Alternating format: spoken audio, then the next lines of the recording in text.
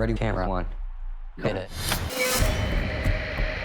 I was interested in that topic for quite some time already. I've studied in Munich at the Munich Film School, and in that city this tragedy still, after all these years, it feels very present.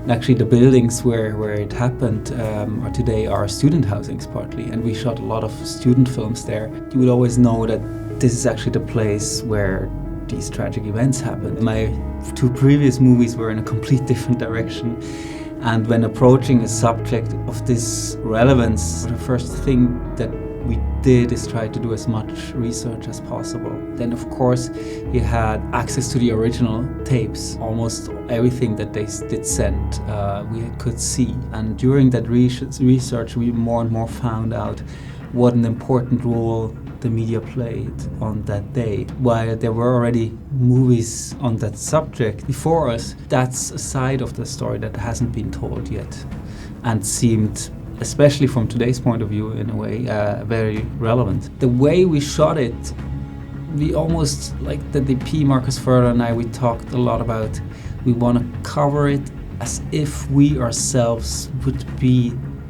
a camera team or a broadcast team in that room. We discussed a lot, right? Shouldn't we maybe go to Peter Jenny's in the apartment? Then we always came back to the basic idea that we show everything through their perspective, and everything they see only via these monitors, as so to say, as the windows to the outside world. And I think if you do a strong cinematic concept like that, if you have that as a premise for the movie, then you really have to go through with it. That's why we decided only at the beginning and at the very end we are actually outside the studio. If they shoot someone on live television, whose story is that? Is it ours or is it theirs? And we hope through that historical lens, you reflect on your own consumption of news today.